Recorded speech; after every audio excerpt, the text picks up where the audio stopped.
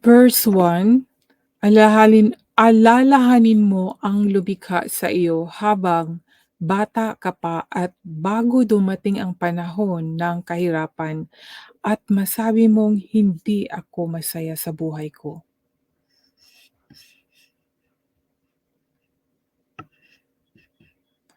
Verse 2, alalahanin mo siya bago dumilim ang araw, ang buwan, at ang mga bituin na parang natatakpan ng makakapal na ulap. Verse 3, darating ang araw na manginginig ang iyong mga bisig at manghihina ang iyong mga tuhod.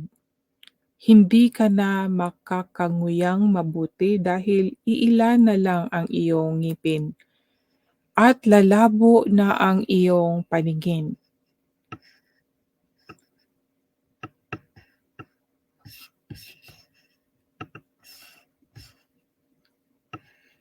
Verse 4, ang tainga mo'y hindi na halos makarinig, kahit ang ingay ng gilingan o huni ng mga ibon o mga awitin ay hindi na marinig.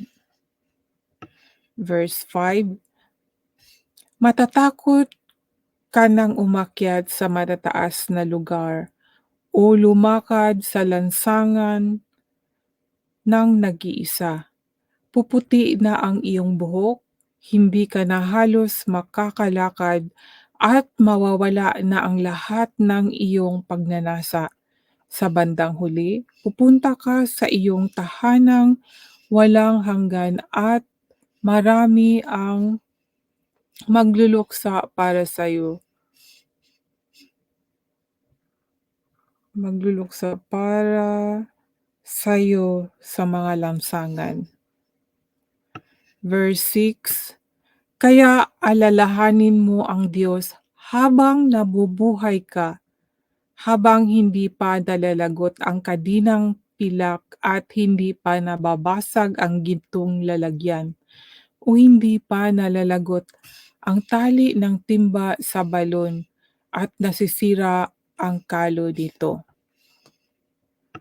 Verse 7, kung magkagayon, babalik ka sa lupa kung saan ka nagmula at ang espiritu mo'y babalik sa Diyos na siyang nagbigay nito. So dito na lang po muna tayo mga kaibigan, ano? Itong talata, actually hindi ito tungkol sa ating tungkulin o ating ating gawin para nga sa duty natin 'no, sa Diyos. Pinaalalahanan lang po tayo dito sa Ecclesiastes chapter 12 verse 1 to 7 po, na habang bata pa tayo ay alalahanin natin siya ang lumikha sa atin. Baka kasi masabi natin hindi na masaya ang buhay, hindi ako masaya sa buhay, gano'n 'no. Alalahanin natin na mayroong Diyos na lumikha sa atin. Alalahanin natin siya. So basahin niyo po, kayo po mismo, basahin niyo po mula po sa verse 1 to 7. Ecclesiastes po, chapter 12. Tungkol po sa atin habang bata pa hanggang sa tumanda, 'no? Kasi nga totoo nga naman 'pag tumanda na tayo ay hihina na ang ating paningin at, hindi na tayo masyadong makanguya-nguya dahil wala ng ipin at hindi na makaakyat sa hagdan dahil mahina na ang tuhod. 'Yun po 'no mga kaibigan. Ngunit itong mean, itong mean na aking ibahagi mga kaibigan, umpisa po dito sa verse 8. Ang sabi dito, sabi ng mga ngaral, walang kabuluhan, tunay na walang kabuluhan ang lahat. Ang sabi po 'no. Verse 9, Bukod sa pagiging marunong nitong mangangaral, itinuro din niya sa mga tao ang lahat ng kanyang nalalaman. Pinag-aralan niyang mabuti ang mga kasabihang binanggit niya rito.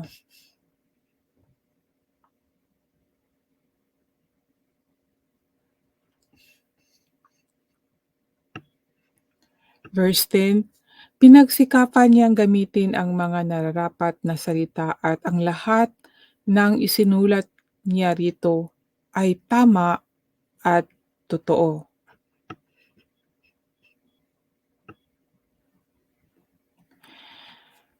Verse 11, ang mga salita ng marunong ay parang matulis na tungkod na pantaboy ng pastol sa paggabay sa kanyang kawan o parang pakong nakabaon.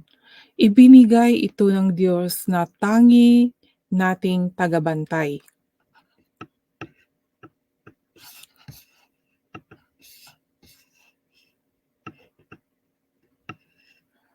Verse 13, ngayong nabasa mo na ang lahat ng ito ang aking huling payo. Matakot ka sa Diyos at sundin mo ang kanyang mga utos, dahil ito ang tungkulin ng bawat isa. Verse 14, sapagkat hahatulan tayo ng Diyos ayon sa lahat ng ating ginagawa, mabuti man o masama, hayag man o lihim. Yan po mga kaibigan, ang salita ng Diyos na ating pagbulay-bulayin.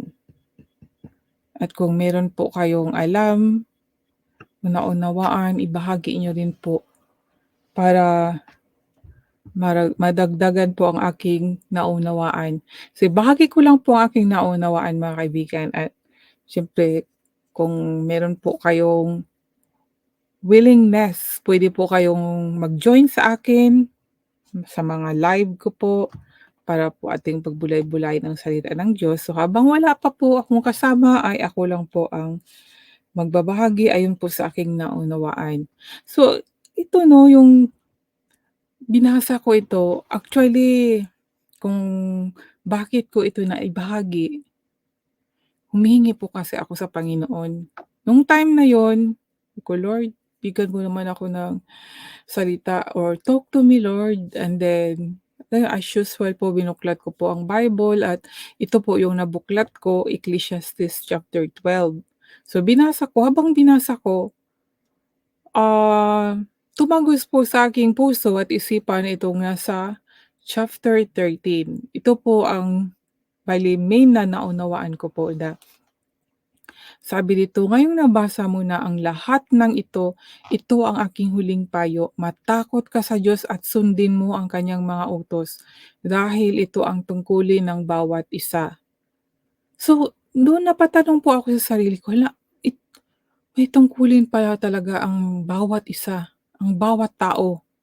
No, individual, may tungkulin po pala tayo talaga. Yun po ang naano ko, hala, kaya ibahagi ko 'to. Sabi ko, ito yung i-ano ko sa live ko at dapat nung ano pa 'to, nung 19 ata, re-schedule ako ng re-schedule dahil sa mga busy po kasi. Kaya naano po, naudlot po mga kaibigan. Hanggang ngayon, actually dapat mamaya pa 'to 11, ay may schedule na naman kasi ako, ibang gawain 'di ba, siyempre hindi po kasi tayo free ano, busy po talaga palagi. So sabi ko, ay kaya inano ko, dapat 11, mamaya pa 'to mga 11. So inano ko po, in-adjust ko po ng 9, kasi bahala na talaga basta mai-share ko lang ito. Dahil baka 'pag mamaya na naman i-schedule ko na naman ng mga 3 o'clock afternoon, ay baka hindi ko na naman po magawa. Dahil nga sa totoo lang ay may trabaho ako panggabi at wala pang tulog, tapos meron akong schedule mamayang tanghali, kaya sabi ko, i-adjust ko na lang ng 9. Kaya go lang ng go ano, na sana po kahit wala po kayo sa oras na ito, ah, puwede niyong madaan, bisitahin niyo at basahin niyo po itong yan po inano ko po talagang para mabasa niyo po ng sarili niyo itong binahagi ko sa yung iba walang Bible o ano, mga dahilan nila actually meron namang Google, puwedeng i-Google ang salita ng Diyos 'no. So ito mga kaibigan, sinabi dito, matakot ka sa Diyos at sundin mo ang kanyang mga utos dahil ito ang tungkulin ng bawat tao, sundin ang mga utos niya. Ngayon, paano natin masunod ang utos niya kung hindi natin basahin ang kanyang mga salita, 'di po ba? Puwede rin makinig tayo, pero sa panahon ngayon mga kaibigan, marami ng mga bulaang propeta na nagbabahagi sa salita ng Diyos pero tinitwist nila 'no? Lalo na yung mga ngaral na meron silang sariling doktrina. So, payo ko bakit hindi kayo po mismo ang magbasa para po kayo mismo ang makakaunawa at malalaman niyo po ang katotohanan. Ang tungkulin po natin sa Diyos ay ang pagsunod sa kaniyang mga sinasabi, mga utos po, mga righteous 'no? Kaya nga sabi, "Seek it first the kingdom of God and His righteousness." And His righteousness. Yun po yung mga utos po niya na matuwid mga kaibigan. Ngayon kung wala po tayong alam ano yun, totoong itinuro sa atin kagaya nung Ten Commandments.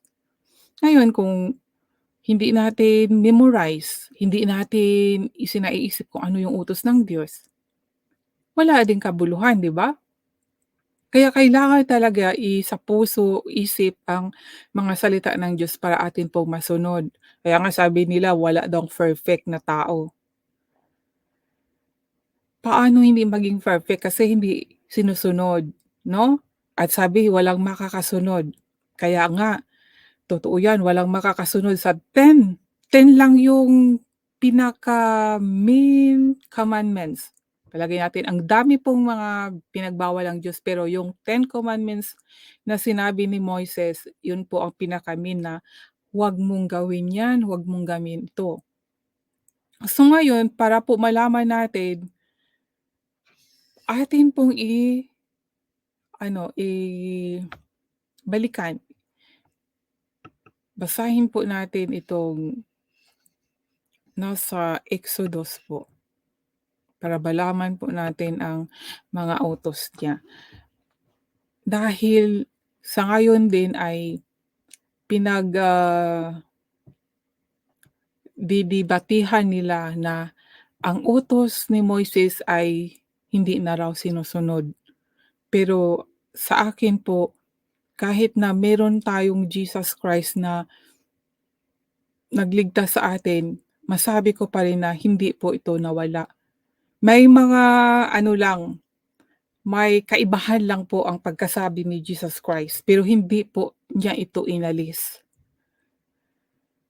Ang salita ng Diyos ay hindi po nagbabago, hindi nawala, may nabago lang. Hindi kasi yung kay Jesus Christ kasi, bago po nabulol ako. Bago ko po basahin ang Exodus, si Jesus Christ kasi ang iniba niya, ang pagkaiba doon po ay pag-ibig yung ginamit niya doon sa 10 commandments na 'yan. All in all pag-ibig. Totoo nga naman kasi kung walang pag-ibig sa kapwa, hindi natin magawa ang mabuti 'no? Kung sige nga, kung galit ang nasa puso mo makagawa ka ba ng mabuti sa kapwa mo, 'di ba? Kaya itong mas ano 'tong ano ni Jesus Christ mas, mahigpit dahil love, even your enemies, love your enemies, 'di ba? Mas mahigpit.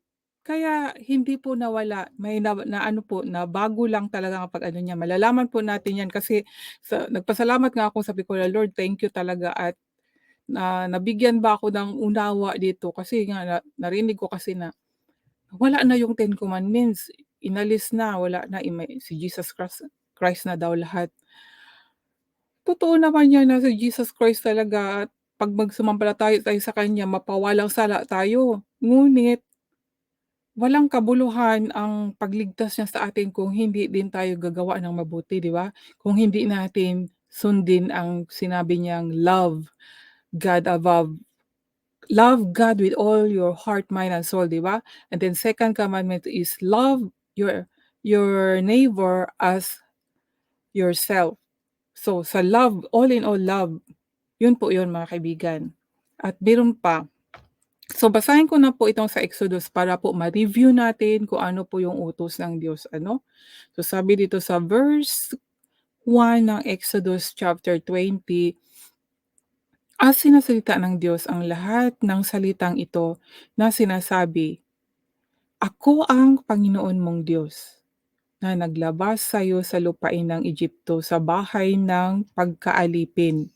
Huwag kang magkaroon ng ibang mga Diyos sa harap ko.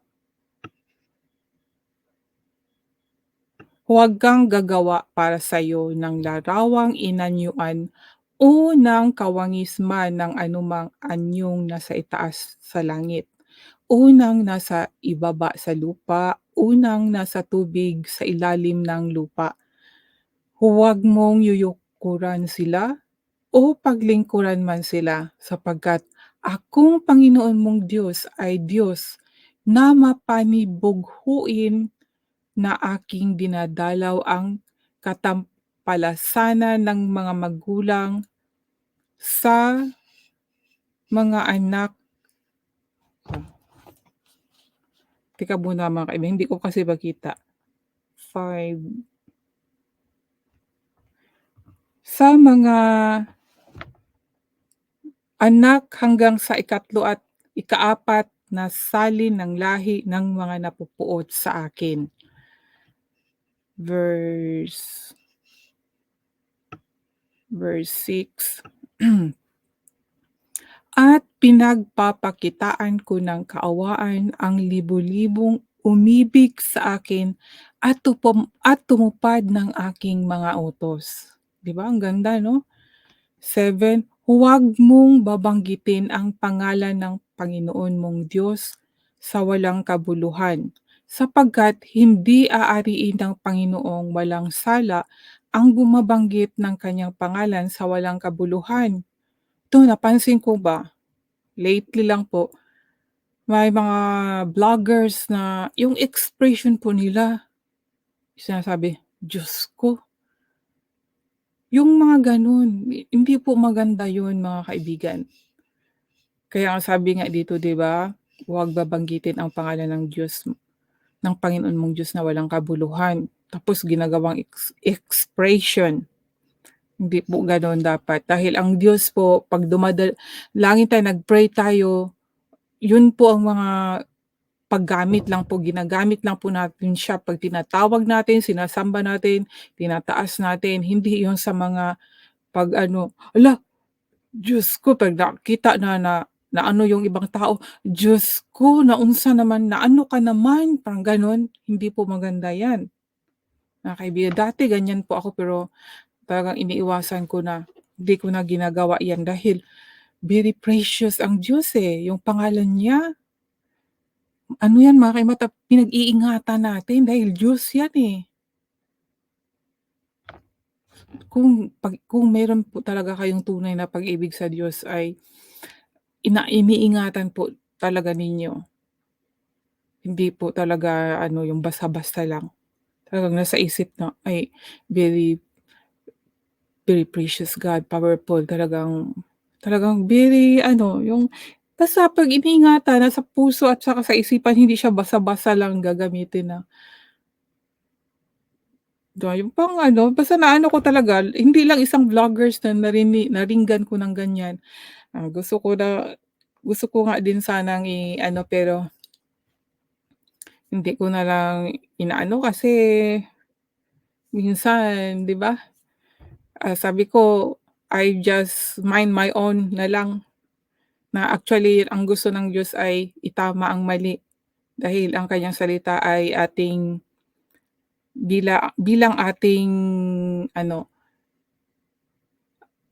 taga-disiplina, taga-turo 'no, yung mga salita ng Diyos, taga taga-rebuke, at, 'yun matututo tayo paano gumawa ng mabuti. Kaya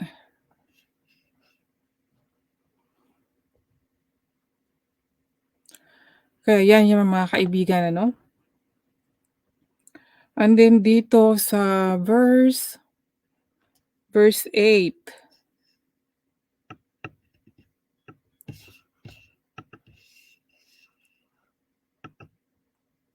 "Alalahanin mo ang araw ng Sabbath upang ipangilin."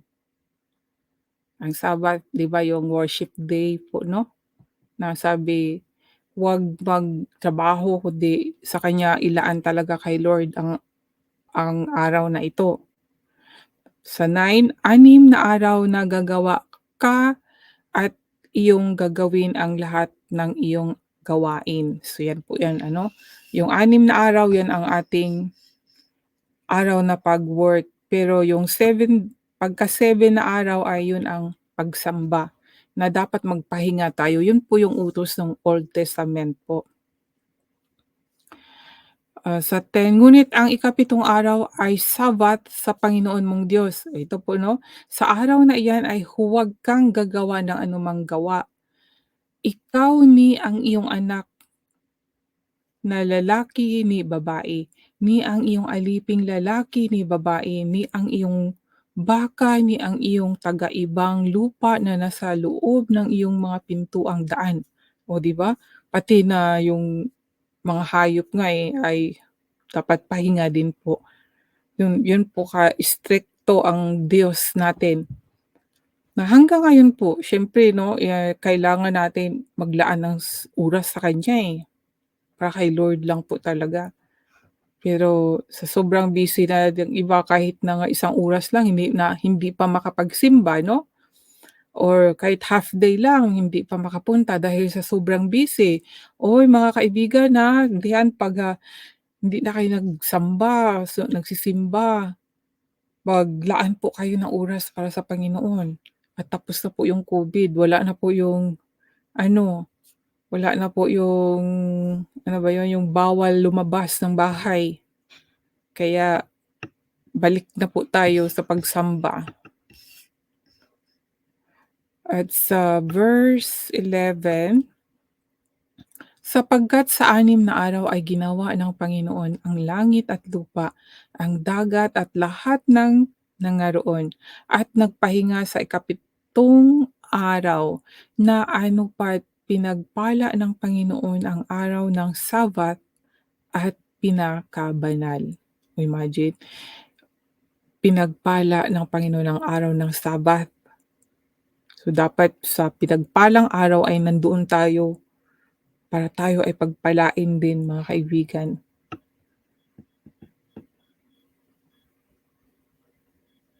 At sa 12, "Igalang mo ang iyong ama at ang iyong ina, upang ang iyong mga araw ay tumagal sa ibabaw ng lupa na ibinigay sa iyo ng Panginoon mong Diyos." 13, "Huwag kang papatay." 14, "Huwag kang mangangalunya." Speaking of mangangalunya 'no, very common sins po nowadays mga kaibigan. Ah, Lalo na dito sa internet 'no, chatting, online dating, online chatting, online relationship. Ayan mga kaibigan, temptation is very easy dito sa online. Kaya mag-ingat-ingat po dahil pangangalunya na rin po 'yan mga kaibigan, and very common na kasalanan po. Ito po ang, ah, yung pagsamba sa Diyos-Diyosan 'no, yung mga images at saka itong pangangalunya ay very common. Well, meron pa rin yun itong pagpatay 'no, pero ito talagang pangangalunya at saka yung pagsamba sa mga Diyos-Diyusan.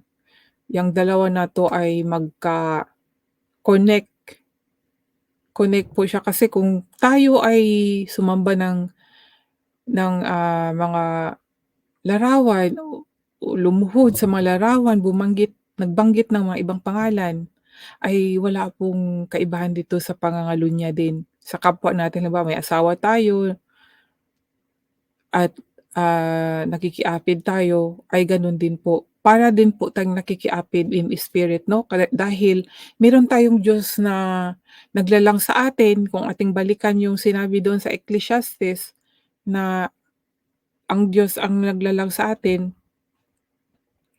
'di ba? Ito Ecclesiastes, "Alalahanin mo na ang lumikha sa'yo habang bata ka pa at bago dumating ang panahon ng kahirapan at masabi mong, 'Hindi ako masaya.'" So, meron talagang naglalang sa atin kahit na tayo ay, ipinanganak ng ating mama, papa 'no, sa flesh, pero ang naglalang pa rin sa atin ang Diyos. Alalahanin mo ang lumikha sa'yo, ang lumikha 'no, habang bata ka pa. So, meron talagang lumikha sa atin mga kaibigan. And then 'yan nga, 'pag, sumamba tayo or nag-ano tayo ng ibang mga images, parang din tayong nakikiapid in spirit po. Kaya diyan po nagseselos po talaga ang Diyos. 'Pag atin lang po ano 'no, i-reflect natin sa ating sarili, 'di ba? Ah, Meron tayong mahal na tao tapos sabi nga mahal din tayo ng tao, yun pala nag-betray sa atin, siyempre ano tayo, maninibugho talaga tayo. Yun ang sabi din po ng Diyos na maninibugho din siya, siya ang Diyos na manibugho. Dahil ayaw niya na tayo ay sumamba ng ibang mga Diyos-diyosan. Diyos-diyosan po kasi ang tawag doon sa mga nirerespeto natin na hindi Diyos. Tinatawag natin mga pangalan nila na hindi naman sila Diyos sa oras ng ating dasal 'no? At, hindi naman po talaga lingid din 'yan sa iba. Ako nagawa ko 'yan dati, pero 'yun, the word of God correcting, so sinunod ko lang po. So dito tayo sa verse 15, "Huwag kang magnanakaw." 'No, tungkol sa pangangalunya at pagnanakaw, ang pagnanakaw masasabi ko na meron pang takot kaysa pangangalunya, lalo na 'pag yung temptation talaga sa pangangalunya 'no? Dahil dito sa pangangalunya talaga ang attack ng kaaway ng Diyos, eh. Halimbawa OFW ka, isang OFW tapos inattack ng kalungkutan. So, diyan pumapasok ang temptation 'no? Kaya masasabi ko talaga na mas marami ang nag-commit ng adultery kaysa pagnanakaw. Pagnanakaw tapos 'pag nabisto 'di ba mas, nakakahiya din. Pero itong adultery talaga mas malakas talaga yung ano ng adultery, sa obserbasyon ko lang po 'no. Grabe ang attack talaga ng ano, ng kaaway ng Diyos ba sa tao. Ito talaga, kalungkutan, tapos lalo na kung ang babae ay may asawa na siya ay isang materialistic na babae. Tapos hindi kaya ng kanyang asawa ang gusto niya. So, hahanap siya ng mga diyan na naman a-attack ang temptation, yung kaaway ng Diyos 'no, at, yung patibog ba, kinagat, so yun. Kaya ang daming mga reason po tungkol sa adultery 'no, yung kalungkutan. Pero ang masasabi ko lang 'pag ganyan 'no, may attack na mga ganyan, naramdaman sa puso, mga kaibigan, hindi po 'yan tatalab kung meron po tayong takot sa Diyos. 'Di ba sabi nga sa ano, 'Di ba sabi sa Ecclesiastes chapter 12 verse 13 na, "Matakot ka sa Diyos at sundin mo ang kanyang mga utos dahil ito ang tungkulin ng bawat isa." So, kung hindi natin alam ang kanyang mga salita, hindi natin alam ang kanyang utos, paano masunod mga kaibigan? Paano malaman na ang ating tungkulin sa Diyos 'no? Gaya niyan, huwag kang magnakaw. Tapos siyempre kung alam mo 'yan na naalala mo, hala, huwag pala magnakaw, siyempre 'no, the conviction of the Holy Spirit kung meron ka talagang Diyos o meron ka talagang pag-ibig sa Diyos ay hindi po mananaig, eh. 'Di ba mayroong magandang bagay na, na ano sa harapan mo at gusto mong kunin pero 'pag maalala mo na, ay sabi ng Diyos na huwag kang magnakaw, siyempre ma-alarm ka, eh. Umiiral yung takot mo at pag-ibig mo sa Diyos. So, iwas po ang pagkakasala. Kaya nga sabi, eh, magbasa tayo sa salita ng Diyos bilang ating guide sa pang-araw-araw para sa paggawa ng mabuti. At dito po sa 16, huwag kang magbibintang sa iyong kapwa. Yan po mga kaibigan. Kung ikaw ay palabintang, huwag, iwasan na po natin. Minsan ano, yung mga tamang hinala ba, yung hindi pala totoo kaya mali din yun. Minsan dapat alamin muna ang buong istorya bago natin sabihin. Baka mamaya magkakamali tayo. Basta alamin lang po natin mga kaibigan kung ano yung mga utos ng Diyos. So dito sa verse 17, huwag mong iimbutin ang bahay ng iyong kapwa. Huwag mong iimbutin ang asawa ng iyong kapwa, ni ang kanyang aliping lalaki o babae, ni ang kanyang baka, ni ang kanyang asno, ni anumang bagay ng iyong kapwa. So yun po 'no, yung pahilig kayo sa ano, yung inggit-inggit. Inggit dahil ang kapitbahay ay merong magandang bagay, tapos yun, maganda ang asawa, gwapo ang asawa, tapos aanuhin, lalandiin. Yan po, iwas-iwas po mga kaibigan, at maiwasan lang po natin yan 'pag meron tayong takot sa Diyos. Sabi ko rin 'no, hindi lang sa takot, kung mahihiya ka talaga 'no, mahiya nga tayo 'pag mahiya nga tayo sa tao na hindi nga tayo makagawa ng masama, 'di ba, kasi mahihiya tayo, 'di ba? Eh, lalo na 'pag sa Diyos kung meron tayong hiya at takot at pag-ibig, itong tatlo na 'to, 'di ma-perfect mong masunod siya dahil bukod sa nahiya ka na makita ng Diyos ang ginagawa mo at saka natatakot ka na may parusa at saka mahal mo siya, 'di ba yung mga reason na 'yan mga kaibigan, dahil mahal mo siya, mahal mo ang Diyos, ayaw mo na masaktan siya, ayaw mo na mag, magtampo ang Diyos sa'yo, lalayo sa'yo. Dahil mahal mo siya, ayaw mo siyang masaktan, basta mga gano'n 'di ba mga kaibigan? Maiiwasan talaga natin ang paggawa ng kasalanan. Itatanim lang talaga natin sa isipan at puso na mahal natin ang Diyos, dahil sa pag-ibig, nasusunod natin siya. 'Yan lang po mga kaibigan, at kung wala tayo niyan, hingiin natin na, "Lord, yung galit na nasa puso ko, take it away and put it your love." Gano'n po yung mga kaibigan, ay amazing po. Si Lord po ay talagang ibibigay po niya mga kaibigan. Ako, isa sa mga testimony ko rin po 'yan mga kaibigan, eh. Lagi kong pinagdasal na, Lord, kasi minsan 'di ba, nagagalit, sabi ko, "Lord, nagagalit na naman ako, Lord. Alisin mo 'to, Lord, ayokong magalit. Gusto ko yung pag-ibig mo lang na like you, like Jesus Christ." Kasi kung naranasan ko kasi mga kaibigan na pinakita niya sa akin na mahal niya ako ba, kaya pinatawad niya ako sa mga kasalanan. Kaya yung mga gano'n na na naranasan ko, yun yung mga ano ko na, yung naranasan ko na pag-ibig mo, gusto ko yung gano'n din ang aking, ah, matanim sa puso ko at isipan ko. Kasi 'no, tao lang tayo, eh.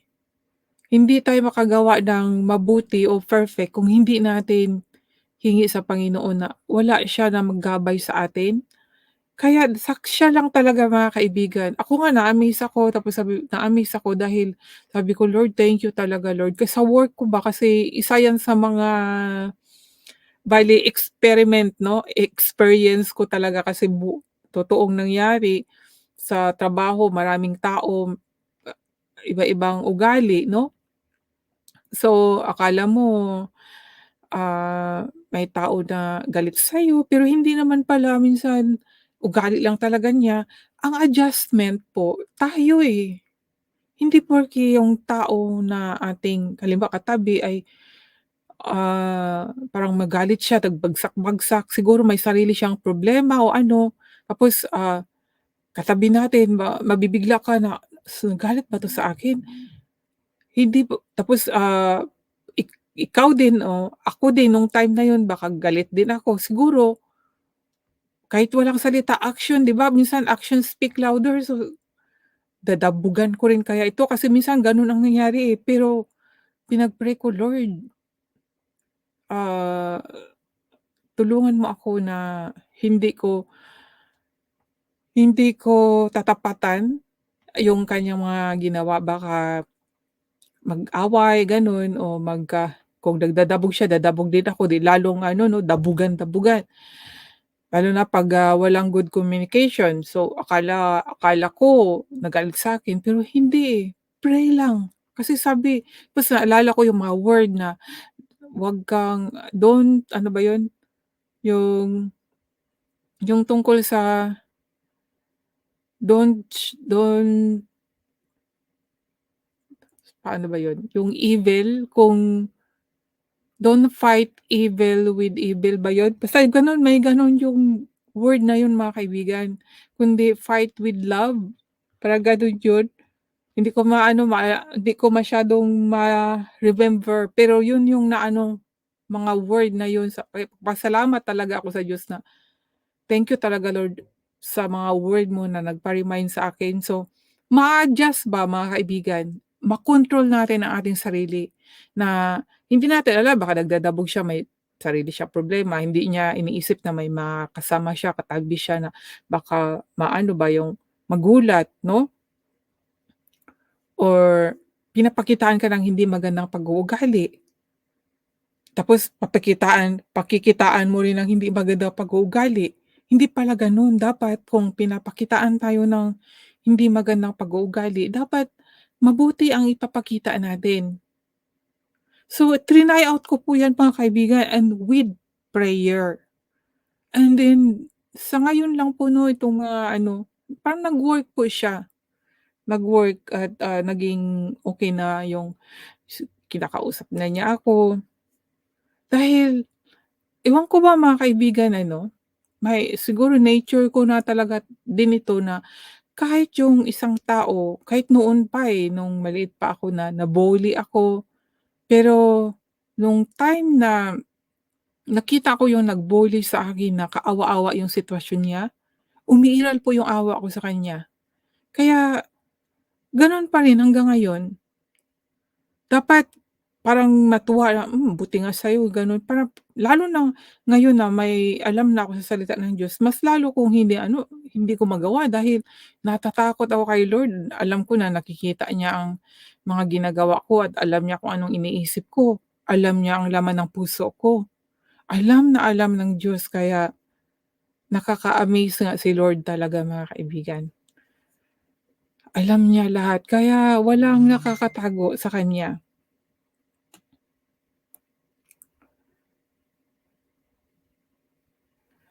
Kaya mga kaibigan at patuloy po tayo sa pagbasa sa 18. Exodus chapter 20 verse 18, "At nakikita ng buong bayan ang mga kulog at ang mga kidlat at ang tunog ng pakakak at ang ay, bundok na umuusok at nang makita ng bayan ay nanginig sila at tumayo sa malayo."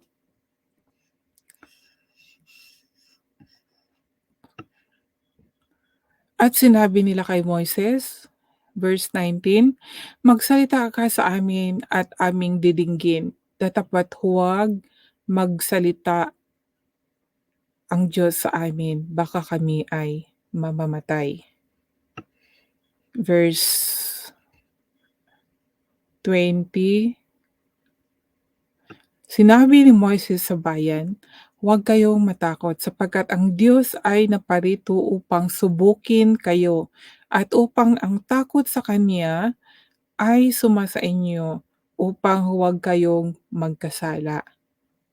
So yan po mga kaibigan, Exodus chapter 20 verse 1 to 20 po.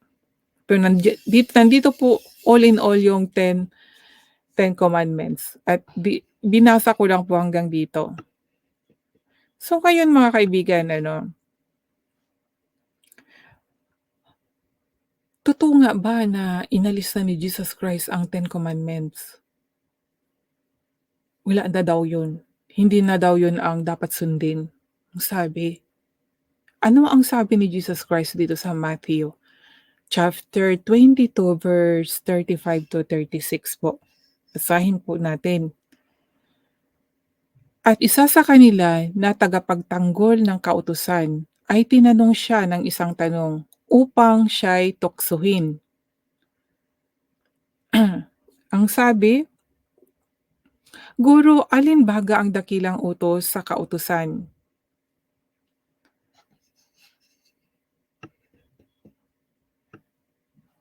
37, at sinabi sa kanya, "Iibigin mo ang Panginoon mong Diyos ng buong puso mo at ng buong kaluluwa mo at ng buong pag-iisip mo. Ito ang dakila at pangunang utos." So yan po yung utos, 'di ba? Sa Ten Commandments po, 'di ba, meron din pong utos ng gano'n? Kung naalala niyo po mga kaibigan, 'di ba, dito sa Exodus.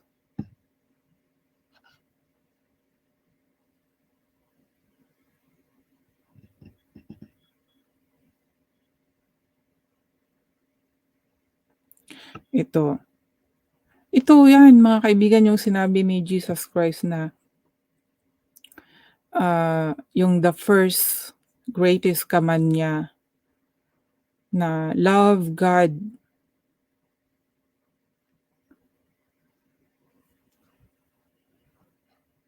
with all your heart, mind, and soul. At ito yung sa Exodus na huwag kang gagawa para sa'yo ng larawang inanyuan o kawangisman ng anumang anyong nasa itaas sa langit, unang nasa ibaba ng lupa, unang nasa tubig sa ilalim ng lupa. 'Di ba? Huwag mong yuyukuran sila at paglilingkuran mo sila. So ngayon kung mahal mo ang Diyos, yuyukod ka ba sa mga Diyos-Diyusan na dito na sa binanggit dito sa Exodus chapter 20 verse 5? Hindi, 'di ba? Dahil mahal mo ang tunay na Diyos, 'di ba? Yan po, and sabi, huwag mong babanggitin ang pangalan ng Panginoon mong Diyos. Dito sa verse 6, "At pinagpapakitaan ka ng kaawaan ng libu-libong umibig sa akin at tumupad sa aking mga utos." So yan po yung verse 5, 6, 7, 7 yes, hanggang, yan, 5, 6, 7. Yan, inisa yan ni Jesus Christ mga kaibigan. Dahil ito tungkol po yan sa Diyos, 'no? Pinag-isa ni Jesus Christ. Sinabi niya dito sa Matthew chapter 22 verse 27, Jesus said unto him, "Thou shalt love the Lord thy God with all thy heart and with all thy soul and with all thy mind." So yun po yun mga kaibigan. Ngayon kung mahal mo talaga ang Diyos, hindi ka na yuyukod sa ibang mga Diyos-Diyusan, hindi ka mag-aano ng mga larawan dahil ang Diyos ay spirit, eh. Wala siya sa larawan, wala nga siyang sa larawan. Dapat 'pag nag-pray tayo, believe tayo na nandiyan siya mismo sa harapan natin. Dahil God is with us forever, always. Kung sino nasa puso mo, kung mahal mo ang Diyos na kagaya dito, "Thou love the Lord thy God with all thy heart." Ngayon kung mahal mo ang Diyos with all your heart, with all our heart, automatically God is with us and in us, 'di ba? Alangan naman na with us lang siya tapos sa puso natin is sino? Sino ang nasa espiritu natin? Sino ang nasa loob natin kung hindi siya? Paano siya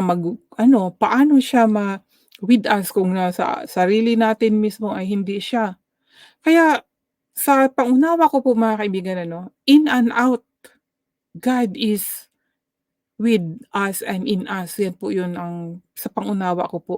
Kasi kung hindi natin siya mahal, mind 'no, love God heart with all soul and mind 'no. So, kung love natin ang Diyos lagi natin siyang iniisip, eh, sa mind natin tapos sa heart natin, yung feeling natin na yung love talaga kay Lord. And then yung sa kaluluwa natin ay yun kaisa natin 'di ba kasi God is a spirit, ay gaya nga ng sabi ko na, um yung soul natin at espiritu ay magkaisa yan sila. So, yung feeling, yung soul natin talagang nandoon yung love talaga kay Lord. Kaya He is in us dahil because of love. And then, He's with us wherever we go. So, kasi nandiyan na siya laging automatically iniisip natin nandiyan talaga si Lord. That is together with faith 'no, mga kaibigan, faith. Dahil meron tayong nararamdaman and then hindi lang din sa faith mga kaibigan dahil mafi-feel mo talaga, makikita mo ang presensya ng Diyos. Kaya madagdag ng madagdag ang faith. Kaya nga amazing nga si Lord, eh, amazing po talaga. Hindi lang 'pag once na meron po tayong good relationship sa Diyos, hindi lang po yung pang lagi kang nag-aano na faith, yung pananampalataya na hindi mo siya mararamdaman, hindi mo siya makikita. Meron. God is talking to us individually mga kaibigan. Kaya nga kailangan natin ng good relationship sa kanya, eh, sa totoo lang 'no. Kaya yung faith, madagdagan ng madagdagan dahil ma-amaze ka, eh. Maano mo yung presensya niya kaya mapupuri mo talaga siya at mapupuri mo siya ng hindi lang sa mouth kundi from your heart dahil nakikita mo na siya, naramdaman mo na siya, nakikipag-communicate na siya sa'yo. Amazing talaga si Lord, ang kapangyarihan niya mga kaibigan is so amazing. Ay sabi ko nga, eh, Lord yung itong mga naranasan ko sa Facebook, sa internet na yung akala ko si Lord yung kausap ko, sabi ko, "Lord ayoko na yung gano'n Lord." Kasi nga 'di ba yung presensya ng Diyos, pero gusto ko talaga yung actual na mismo, kahit wala yung mga yung sa internet. Kasi na-encounter ko kasi yung gano'n 'pag, yung milagro ng Diyos mga kaibigan ba. Ginamit ni Lord ang internet, kaya nandito din ako nagse-share sa mga salita niya 'no. Kaya gusto ko rin sa sarili ko din mismo po talaga na maranasan ko si Lord at amazing po talaga si Lord, sobrang amazing po sa buhay ko. Masasabi ko na totoong problem is there, may problema hindi nawawala, pero basta nangingibabaw talaga si Lord. Amazing, sabi ko, "Lord, ikaw talaga ang magwawagi sa buhay ko. We are we should be victory." Ako magwagi ako kasi nandiyan ka Lord. Kasi yung iba kasi yung pagwawagi na sinasabi gusto nakikita nila yung yumaman, material, bagay. No, hindi lang sa ganyan. After that, bahala na si Lord kung ibibigay ni Lord, 'no. Pero hingi lang tayo ng hingi. Hindi naman magdadamot si Lord, may mga para-paraan lang yan, eh. Pero amazing talaga si Lord, amazing. Kasi sa dami ng mga problema ko, emotional problems, pero Andiyan siya talaga, masasabi ko mga kaibigan. Kaya nga nandito pa rin ako, eh. Talagang shine-share ko si Lord sa sa sobrang sa sobrang gratefulness ko kay Lord. Kaya masaya po talaga ako na binabahagi po siya mga kaibigan. And God is so amazing and so powerful. So dito mga kaibigan sa verse 39 ng Matthew chapter 22, ang sabi, "At ang pangalawang katulad ay ito, iibigin mo ang iyong kapwa na gaya ng iyong sarili. And the second is like unto it, thou shalt love thy neighbor as thyself."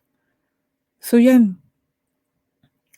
And these two commandments, sa dalawang utos na ito nauwi ang buong kautusan at ang mga propeta. So ito po mga kaibigan, hindi po inalis ni Jesus Christ ang Ten Commandments dahil sabi niya sa dalawang utos na ito nauuwi ang buong kautusan at ang mga propeta 'no. So ginawa niya itong mga sinabi sa Old Testament na huwag kang gumawa ng mga ganito 'no, huwag kang magnakaw, huwag kang mangalunya, huwag kang yumukod, huwag mong gamitin ang pangalan ng Diyos na walang kabuluhan. Huwag, huwag, 'di ba? Pero ang ginawa niya, binuo niya, pinalitan niya ng love. Love God with all your heart, mind, and soul. And then sa pangalawa, love love thy neighbor as thyself. So sa love po mga kaibigan, meron nga akong nabasa din, eh, sa nakita ko, ishi-share ko lang din po ano. Nakita ko siguro sino kaya ang nag-post nito, ano siguro, baka non-Christian at pinost niya yung mga hindi magaganda lang na nakasaad po sa Bible. Saan na nga ba yun?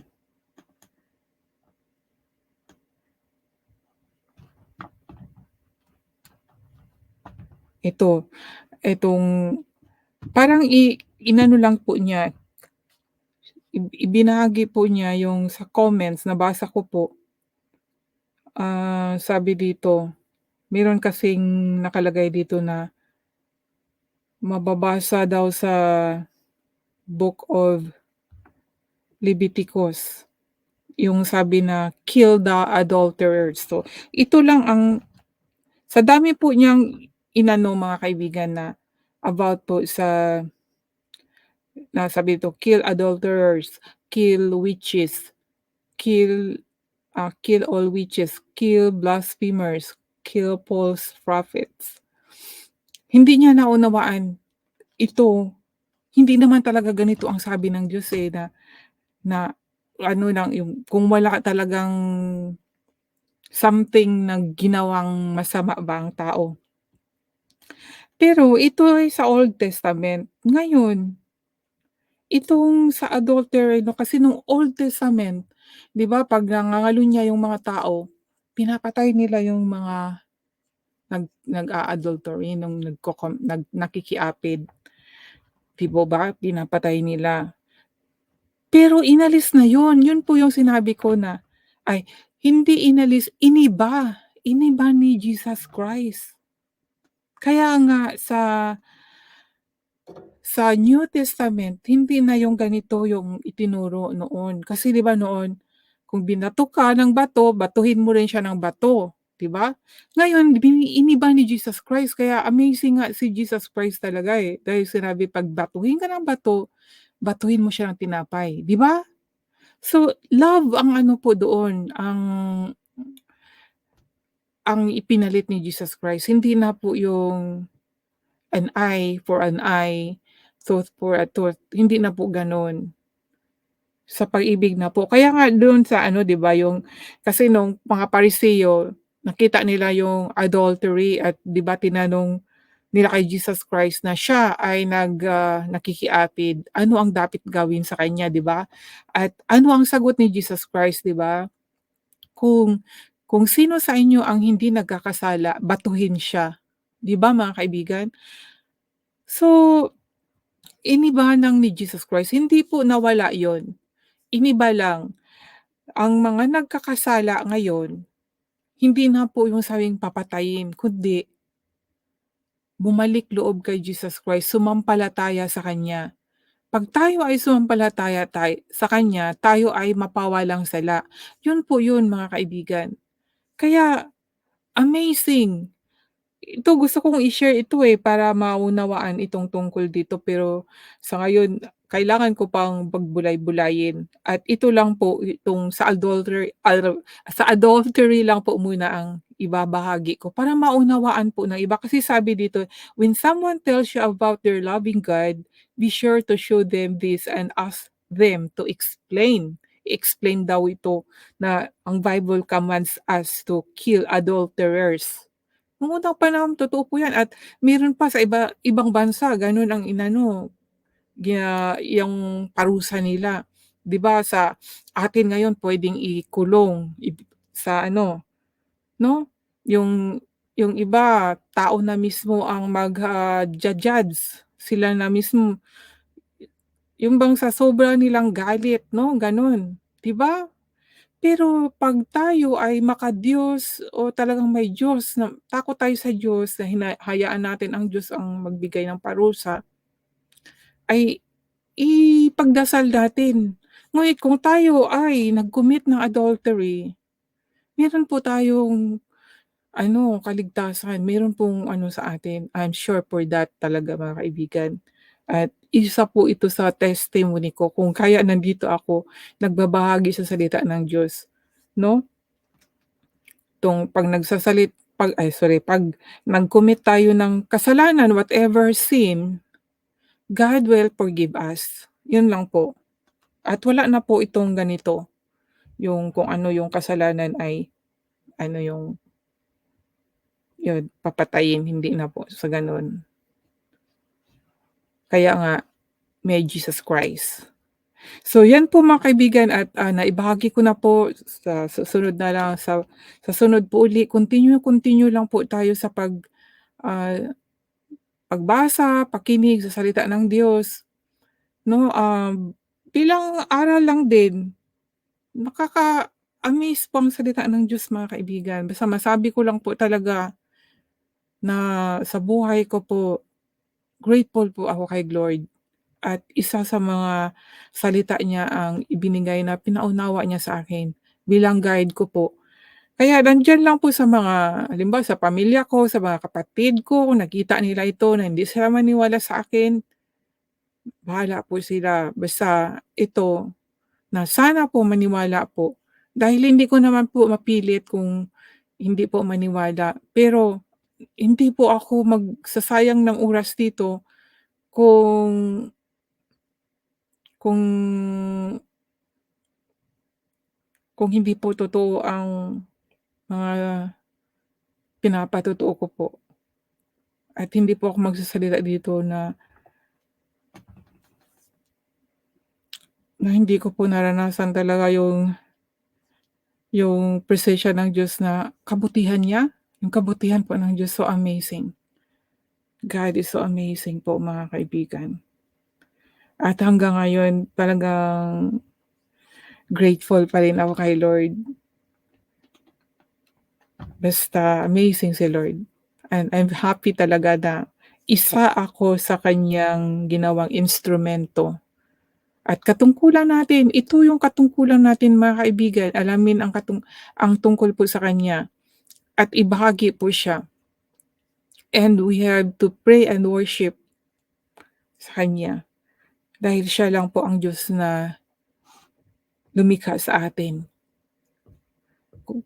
Kung may naalala nga pala ako sa verse 1 ata ng I'm sure na sa verse 1 sa chapter 1 ng Genesis yun na sinabi niya, ibibigay, ako ang nagbibigay dito. Meron siyang word na gano'n.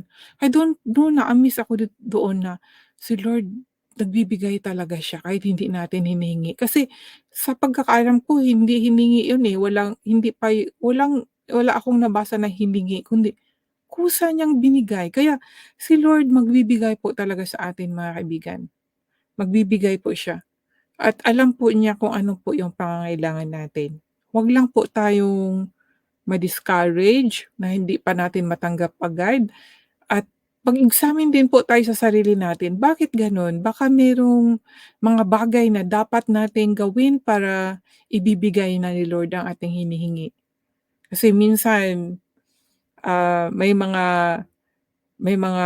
paraan na dapat may matutunan pa tayo para matanggap na natin ang ating mga hinihingi. Lalo na kung ikaw ay isang isang nagbabasa na sa salita ng Diyos ano, tapos hindi mo sinunod. May mga gano'ng sitwasyon. Nasabi ko 'yan dahil karanasan ko po, eh. Pero God is good mga kaibigan. God is good. So hanggang dito na lang po and God bless po sa inyong lahat.